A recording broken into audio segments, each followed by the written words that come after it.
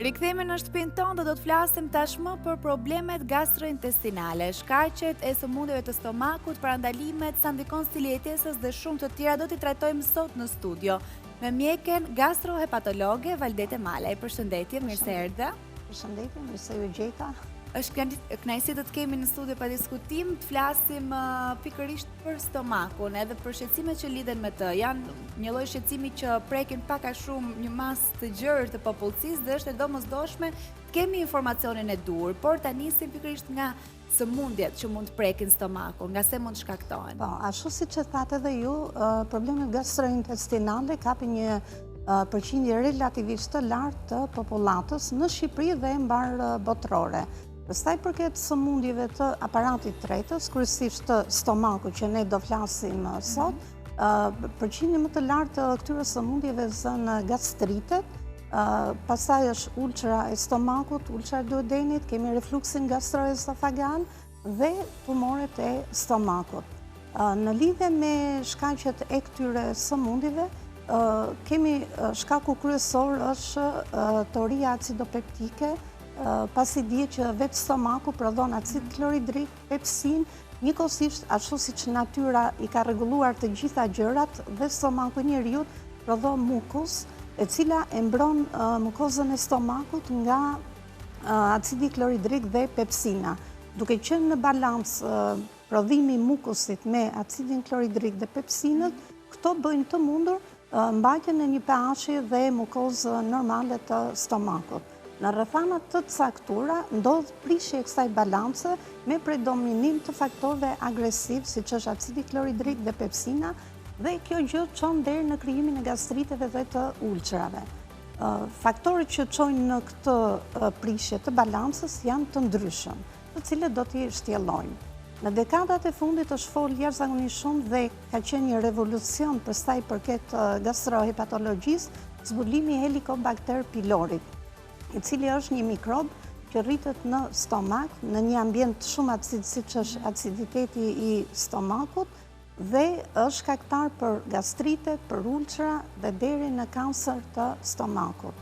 Ndër shkaqet të tjera shumë të rëndësishme në krijimin e problemeve të stomakut është dhe përdorimi i aspirinës, përdorimi i antiinflamatorëve jo steroid, ose siç quhet ndryshe preparateve antirematizmale, dhe këto mund të krijojnë probleme gastrite erozive, ulceracione deri në hemorragjira të mëdha dhe deri në hemorragjira vdekjeprurse për pacientët. Sa i takon shenjave treguese, le të themi, në momentin që ne mund të kemi një simptom fillestare, për të çuar më pas edhe në shqetësime edhe më të rënda, si mund t'i dallojmë dhe a ka një kohë të caktuar kur duhet i drejtohemi mjekut? Po. Shenjat mund të jenë nga ato më të thjeshta që pacienti ndjen diskomforti abdominal, do me thënë nuk ndihet rehat, kryesisht kjo ka të bëjë me pas ushqyerjes, mund të ndjej fryrje, barku, grëmsitje, dhe shenja më e rëndë që agravon do thotë është edhe dhimbja, e cila në përgjithësi në edukatën tonë mjekësore është kjo që i detyron pacientët që të vinë të vizitohen. Pasi në një gjendje diskomforti diskutohet që është një diçka që do kalojë dhe neglizhohet. Por faktikisht është mirë që në momentet e para të kësaj gjendje të vizitohen, sepse sigurisht çdo lloj sëmundje duke u kapur sa më shpejt, po aq më mirë është dhe trajtimi, diagnostikimi i saj.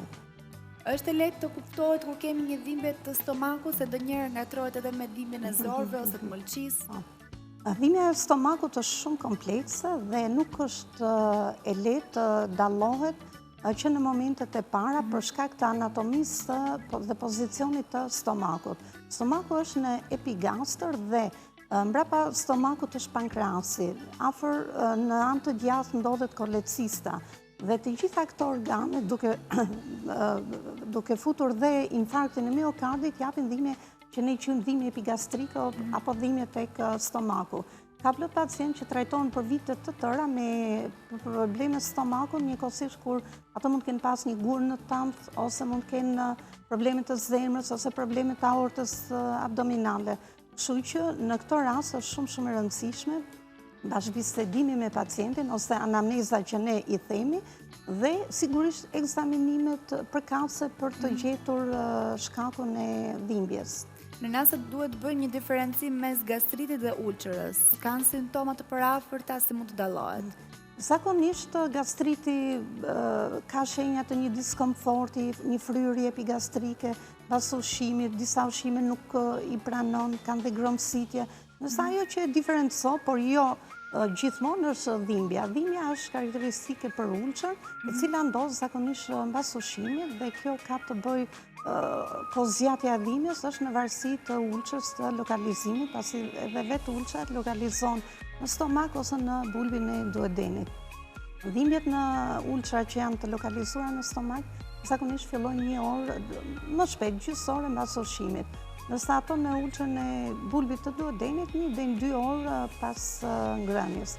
Gjithashtu ulça, tek pacientët që kanë ulçë kanë dhimbje dhe natën rreth orës 4-5 të mëngjesit i sjon nga gjumi. Dhe në këtë rast ne mendojmë dhe dyshojmë që pacienti ka ulçër. Si mundemi ta kuptojmë që kemi ulçër ose gastrit? Kanë shkaktar të caktuar? Tani, siç e thash, janë këto torit acidopeptike dhe helikobakter pylori. Sot bëhet ekzaminim rutinë, është fut tashmë ekzaminimi për helikobakter pylori dhe ekzaminimi gastroskopik, sonda e stomakut e njohur në gjuhën popullore.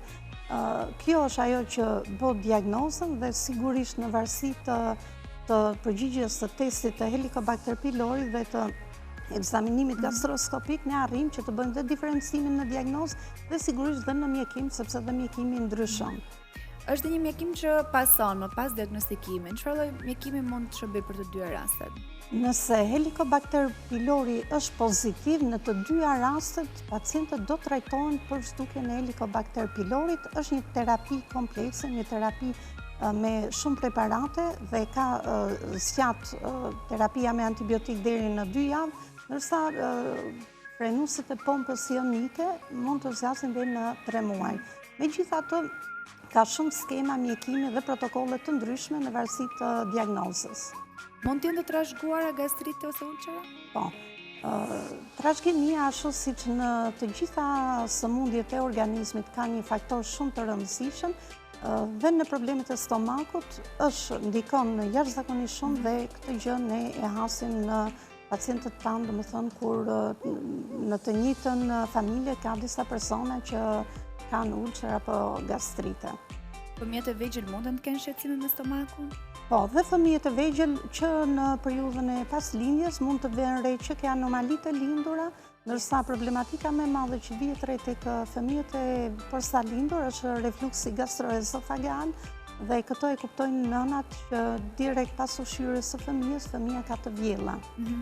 Në këtë rast, nëna duhet të konsulton tek mjekët përkatës të konsultorit të pediatrisë për të marrë këshillat e duhura. Zakonisht me kalimin e moshës, këto edhe zhduken.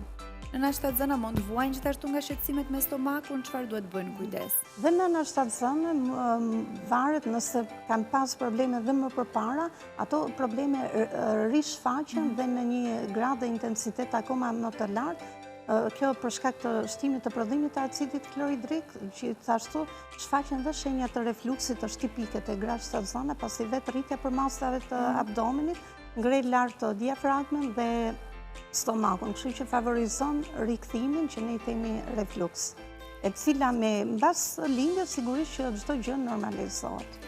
Duke qenë se jemi edhe në këtë periudhën e ndrimit të stinëve, koha ndryshon vazhdimisht, ftohet dhe është njohur që mund të kemi shqetësime me stomakun për shkak se ftohemi. Çfarë duhet bërë, ku duhet bërë kujdes, edhe çfarë mund bëjmë për ta evituar një ftohje? Po, edhe stina ndikon, për sa i përket problemet të stomakut janë stina e pranverës dhe vjeshtës. Në pacientët tanë kemi riakutizim të problemeve të stomakut.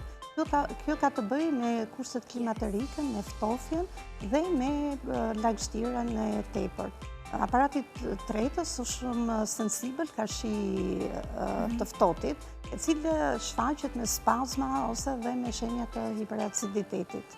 Stresi ndërkohë ndikon shqetësimet e stomakut? Po. Stresi ndikon në formën që tek format më të lehta, ku pacienti ndjen një diskomfort abdominal, nuk ndjen rehat, deri në krijimin e ulçrës, në njohjen me ulçrat nga stresi.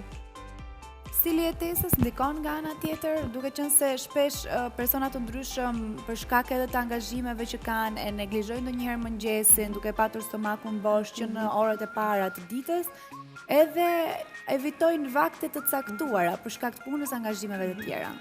Mëngjesi është ndër vaktet kryesore i cili duhet konsumohet, duhet të bërë një rakordim i mirë mes raportit të proteinave dhe të karbohidrateve dhe vlerës mjaftueshme të kalorive, pasi secili nga ne duhet të marrë energjinë e duhur për të bërë punët, qoftë mendore, qoftë fizike, të ditës. Është bërë studim dhe është parë që në një grup të rinj që kanë mëngjes dhe një grup të rinj që nuk kanë mëngjes. U vure që tek grupi të rinjve që hanin mëngjes kishin një jetë më të shëndetshme, një tendencë për të ushqyer më shëndetshëm dhe sëmundshmëri më të pakët dhe nuk ishin adipoz, domethënë të shëndetshëm, të dhjamosur. Te grupi i dytë që nuk hanin mëngjes kishin një tendencë për të ngrënë gjatë gjithë ditës yndyrna, karbohidrate në sasi të tepërta dhe kjo kategori ishin më adipoz, më të dhjamosur dhe që ishin më të predispozuar për të bërë sëmundje të ndryshme. Kështu që është shumë i rëndësishëm ngrënia. E pacientët që kanë probleme me stomak, rekomandohet 4-5 herë në ditë për të ngrënë ushqime. Edhe ushqyerja e shpejtë ndikon keq tek stomaku? Po, sigurisht dhe mënyra të ushqyerit, procesi i tretës fillon që në gojë. Sapo ne fusim ushqimin në gojë, vetë gjendrat e përshtypjes lëshojnë sekrecionin për të zbutur masën ushqimore, kafshimi me dhëmbët, soptimi, që aty fillon procesi i tretjes dhe sa më shumë ta përgatisim këtë masë që kur të shkojnë në stomak jetë gjysmë i përgatitur për të zbërthyer, për të thithur, aq më mirë është. Para se të kalojmë tek një lloj diete që duhet të kenë ose jo persona të cilët vuajnë nga stomaku, a ka një rritje të numrit të personave me shqetësime të tilla ndër vite? Po ka një rritje jashtëzakonisht të madhe, për arsye siç thamë që Helicobacter pylori është një ndër shkaqet kryesore të këtyre problemeve dhe në studimet e bëra në Shqipëri para 20 vitesh ky mikrob është bërë një studim dhe në fëmijët të shkollave dhe ishte i pranishëm në 90% të rasteve. Sot është 80% i pranishëm tek të gjithë popullata shqiptare dhe sot diskutohet që ky mikrob duhet të mjekohet. Më përpara, dekada më përpara është diskutuar, ka qenë një goxha debat që a duhet të marrin mjekim të gjithë pacientët me Helicobacter pylori apo jo. Ka pas teori të ndryshme që nëse pacientët kanë ankesa ose kur bëhet ekzaminimi kanë gastrite e ulçar, sigurisht që duhet trajtu. Sot është teoria që të gjithë pacientët me Helicobacter pylori duhet të trajtohet. Është një teori goxha e diskutuar, pasi pacientët për zhdukjen e Helicobacter pylori duhet marrin shumë mjekime që kanë dhe kosto dhe efekte anësore e të tjera dhe psikologjikisht e pacienti që ndoshta mund të mos ketë shenja të dukshme, do marrë gjithë këto ilaçe sepse do marrë 2 javë antibiotik dhe 2 preparate të tjera, pra por që duhet mjeku. Mund të çojnë në parandalimin e problemeve të tjera që mund të jenë shumë herë më të agravuara. Po sigurisht, sepse Helicobacter pylori fillon që me gastrit, i zhvillon gastritit i gjitha etapat, nga gastrit akut, kronik, kalon në gastrit atrofik, metaplazi intestinale që është gjendje prekanceroze dhe në kancer të stomakut. Na trëmbe mjaftueshëm deri tani të me këto raste. Duhet bërë kujdes pa diskutim. Duhet kujdes dhe tashmë testi Helicobacter pylori bëhet dhe në shtet, që është i aksesueshëm nga kushdo që dëshiron të ketë kujdesin e dur dhe të jetë vigjilenca i takon shëndetit. Kujdesi tregohet edhe me dietën, sikur se thash ta prekim pak edhe këtë temë. Një dietë të caktuar ose nëse ka ushqime dhe pije që i lejohen ose jo personave që vuajnë nga stomaku. Sigurisht, mënyra të ushqyerit duhet të jetë shumë e kujdesshme në të gjithë popullatën dhe tek ata që nuk kanë asnjë problem shëndetësor. Aq më tepër tek pacientët që kanë probleme në stomakun, duhet të jenë shumë të kujdesshme në zgjedhjen e ushqimeve. Ushqimet organizmi reagon në mënyrë individuale, nuk ka formula të caktuara që një pacient do hajë këtë dhe një këtë. Domethënë është shumë individuale, dikujt mund t'i bëjë keq një ushqim, dikujt nuk i bën te kjo pjesë. Do kenë kujdes evitimin e përgjithshme është që duhet ketë kujdes evitimin e ushqimeve pikante, të skuqura, djegsa, turshi. Ajo që është më kryesore në problemet e stomakut është lënia e duhanit. Duhani nxit, nëse e rëndisim nga një shidete dieta për nga rëndësia e ke dieta, është lënia e duhanit. Duhani nxit në mënyrë të jashtëzakonshme prodhimin e acidit të stomakut.